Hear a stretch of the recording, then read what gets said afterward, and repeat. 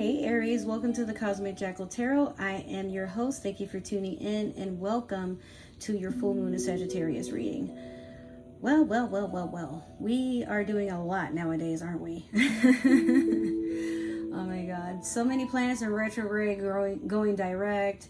We got all this chaotic energy. 2022 has been very spicy. It started off good. It's still going good, but I feel like for a lot of us, we're waking up to the fact that we might just be going through 2020 all over again, just in a new speed. So let's talk about Saturn retrograde for a second. So with Saturn being in retrograde, what was that? Saturn is a planet about karma. It's a planet about wisdom. It's a planet about high energy, but then also a planet of dark energy. It emits a lot of chaos around it, but for some of you, you might be wondering, like, why am I talking about that right now? Because Sagittarius and where the moon is right now plays a part in this role for this reading. So you might be feeling like people keep picking at parts of you that are from the past, or things that you no longer do, or things that maybe you were trying to keep in the dark and you're trying to actively work on them, or maybe you just don't think anything of it, you know.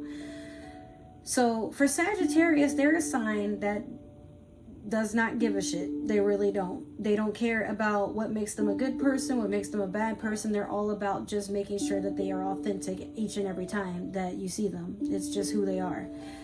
Some of them aren't very aware that they are like that, and then there's others that they don't really know how to just do that. You know, it's something that they're still working on.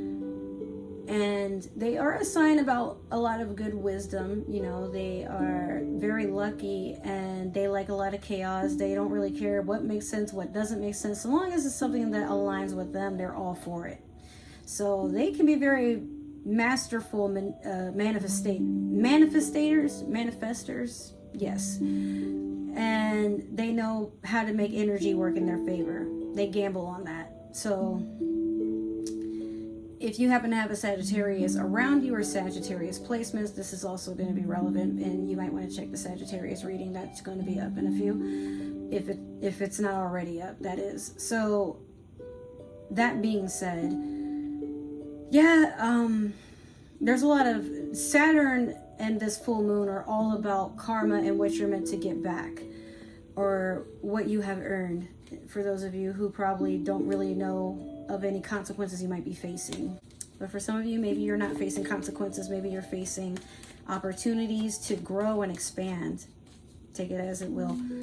Take it as you will. But some of you, you might have to grow and expand, not because you want to, but because you have to. It's time to stop being in your old ways and understand that you only have right now, and you only have one chance at a lot of things in life.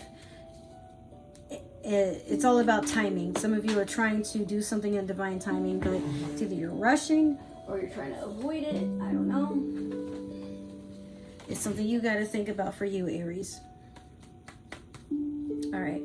So we have full moon in Capricorn. Take a reality check. This is also the Moonology manifestation deck, in case I forgot to mention that. But yeah, for some of you,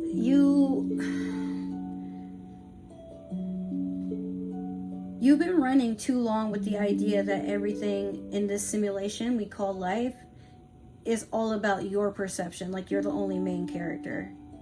And everything needs to kind of bend to a will of what you decide is perceivable, but also something that makes sense or is realistic to you. But Aries, that's kind of wild for you, because you're a sign that you believe in magic. You know that the impossible can be possible.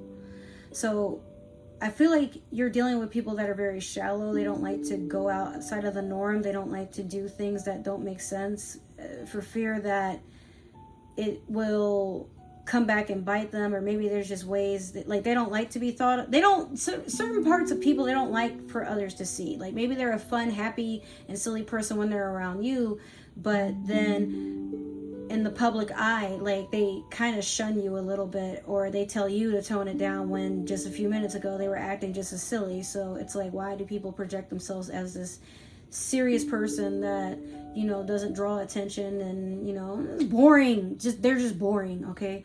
So maybe realistically for you, Aries, you need to wake up and decide that you're not this person that's always together and, you know, you don't have anything, not a hair out of place, not anything, like you try to even make it seem like you don't have like actual hobbies, like all you do is work, but you enjoy having fun and, you know, not taking life so serious too. But I feel like you worry if somebody finds out about a side of yourself, or you are around people and, you know, you fear that they won't accept things about you.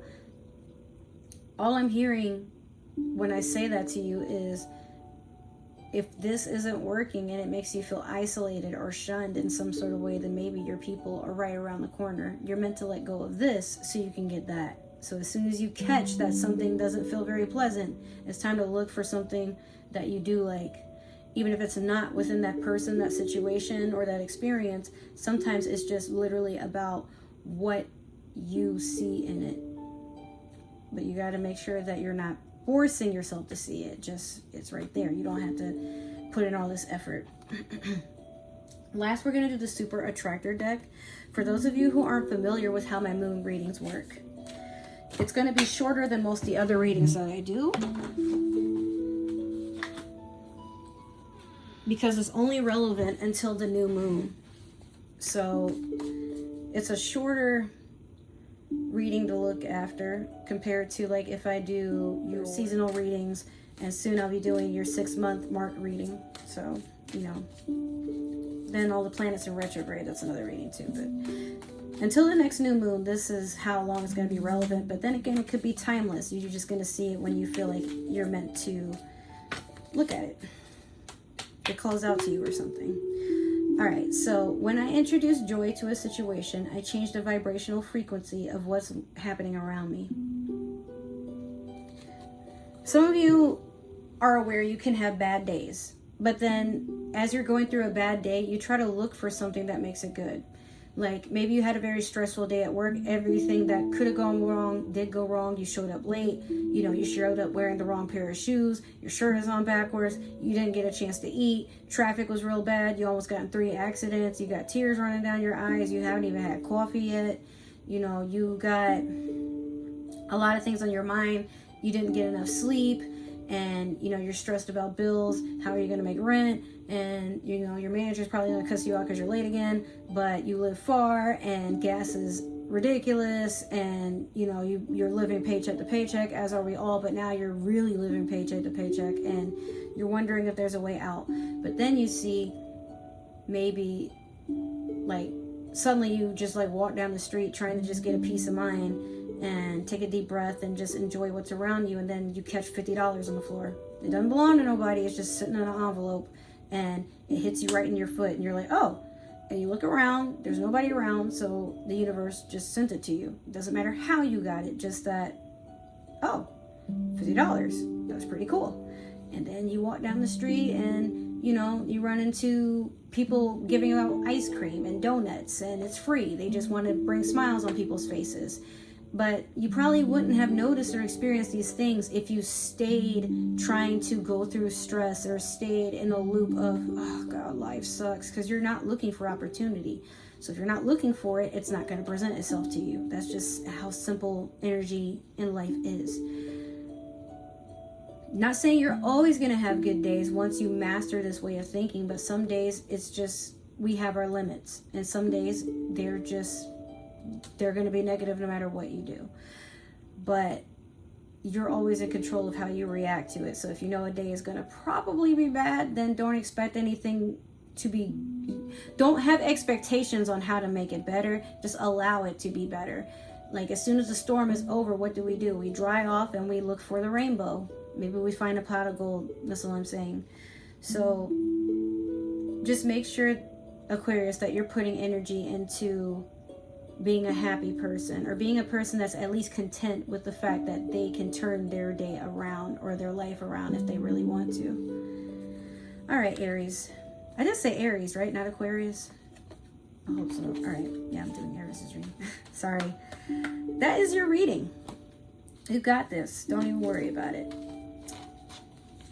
All right, my goat babies, I love you. Thank you so much for tuning in. If this reading happened to resonate, make sure to like, share, subscribe, follow, comment down below. Let me know what you like, didn't like, what you're looking forward to, what you want to see more of. If it didn't resonate, that's totally okay. Maybe another Aries is meant to see this, or somebody with Aries in their chart. But if you are watching for an Aries, I don't need to know. That ain't none of my business. If you would like to stalk and follow me on other forms of social media, my link tree is down below, but soon I will have a link for all my links, which I'll be doing, you know, my promotions and stuff in.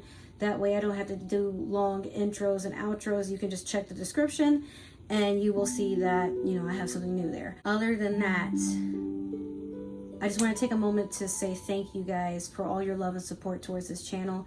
I am currently at 88 subscribers. I'm trying to see if I can get to 90 or maybe 100 by the end of this week. That would be amazing. But my real actual goal is to try to get to 500 subscribers before the end of summer.